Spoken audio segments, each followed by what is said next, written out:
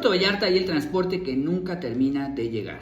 Hola, soy Cristian Gralas y vamos a platicar de por qué moverse por esta ciudad se convierte en un problema diario. En Puerto Vallarta hay algo que millones de turistas quizá nunca alcanzan a comprender completamente. Mientras la ciudad presume hoteles de lujo, grandes inversiones y crecimiento internacional, miles de trabajadores vallartenses pasan buena parte de su vida esperando un camión, viajando apretados o gastando demasiado dinero para poder llegar a sus empleos.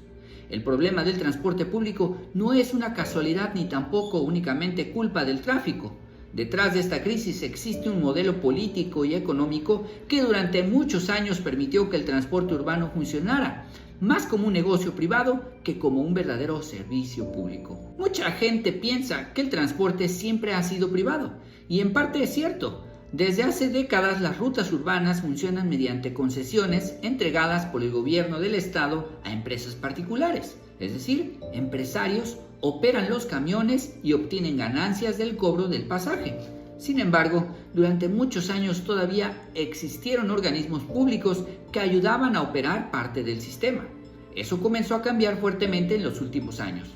En el año 2017 desapareció Sistecosome, ustedes recordarán, una de las últimas estructuras públicas importantes de transporte en Jalisco. Después, en el año 2020, desapareció también Servicios y Transportes, dejando prácticamente todo el sistema urbano convencional en manos privadas concesionadas. Muchos especialistas consideran que ahí se consolidó la privatización casi total del transporte público en Jalisco. ¿Y esto qué significa para la gente común?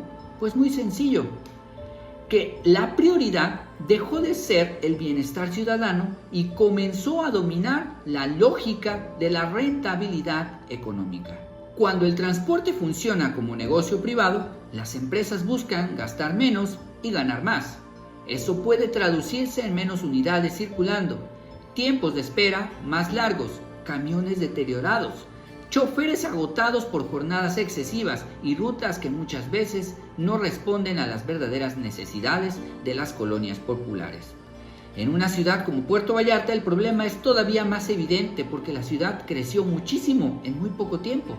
Colonias enteras surgieron lejos del centro urbano, en zonas altas o periféricas, mientras el sistema de movilidad prácticamente nunca evolucionó al mismo ritmo. Miles de personas que sostienen la economía turística, es decir, meseros, camaristas, cocineros, guardias de seguridad, albañiles, personas de limpieza y empleados del comercio, deben levantarse de madrugada y soportar trayectos larguísimos para llegar a la zona hotelera o al centro. Lo más frustrante para muchos ciudadanos es que aquel problema ocurre diariamente en Puerto Vallarta. El ayuntamiento no controla realmente el transporte urbano. La regulación corresponde al gobierno estatal de Jalisco, es decir, al EMUS. Desde Guadalajara se autorizan concesiones, tarifas y reglas de operación. Eso genera una enorme desconexión entre quienes toman las decisiones y quienes viven diariamente el problema. Muchos vallartenses sienten que las decisiones sobre movilidad se toman desde escritorios muy lejanos a la realidad local. Mientras la gente pierde horas esperando un camión, las autoridades estatales suelen hablar de modernización, modelos administrativos y reestructuración financiera, aunque la experiencia cotidiana del usuario continúe siendo deficiente. Durante el gobierno del exgobernador Enrique Alfaro, la relación entre el Estado y las empresas transportistas se volvió todavía más estrecha. Aunque públicamente no existen pruebas legales que demuestren que Alfaro sea dueño de empresas concesionadas, sí existió una cercanía política y administrativa evidente entre su gobierno y grupos empresariales del transporte. Se fortalecieron fideicomisos relacionados con el sistema de recaudo electrónico y los empresarios transportistas obtuvieron mayor participación en decisiones importantes del sistema.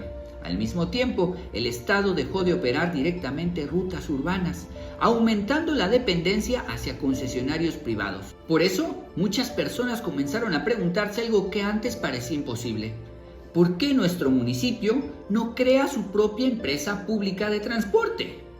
La propuesta no es absurda. En distintas ciudades del mundo existen sistemas municipales de transporte donde los gobiernos locales operan directamente las unidades o participan de forma mixta junto con empresas privadas. La diferencia es enorme. Cuando el transporte se extiende como servicio público y no únicamente como negocio, las prioridades cambian. Las rutas pueden diseñarse pensando en las necesidades reales de las colonias. Pueden existir tarifas preferenciales más justas para los estudiantes y adultos mayores. Puede haber mayor transparencia sobre el uso del dinero público, pero sobre todo, la ciudadanía puede exigir cuentas más directamente a sus autoridades locales. Claro que crear una empresa municipal de transporte tampoco sería nada sencillo. Se necesitaría inversiones millonarias, capacidad técnica, talleres, nuevas unidades, personal capacitado y cambios legales importantes. Además, habría fuertes resistencias políticas y empresariales, porque el transporte mueve enormes cantidades de dinero y cuando se habla de dinero, siempre se habla de intereses profundamente arraigados. Y esto representa una importante fuente de poder económico para mucha gente, sobre todo grupos de poder. Pero precisamente por eso la discusión es tan importante, porque el transporte público no es solamente un tema de camiones, es un asunto de dignidad, tiempo de vida y justicia social. Una ciudad donde la gente tarda 3 o 4 horas diarias trasladándose es una ciudad que le está robando vida a su propio pueblo. Y en una ciudad tan rica en turismo y derrama económica como Puerto Vallarta, resulta cada vez más difícil justificar que quienes sostienen la economía local deban vivir un sistema de movilidad tan limitado, tan cansado, tan distante de las necesidades reales de la población. Tal vez el verdadero debate ya no sea solamente cómo mejorar el transporte actual. Tal vez la pregunta más profunda sea otra. ¿Debe el transporte seguir siendo principalmente un negocio privado? ¿O puede convertirse verdaderamente en un derecho público, administrado, pensado siempre con la gente, para la gente y por la gente de Puerto Vallarta? ¡Ánimo!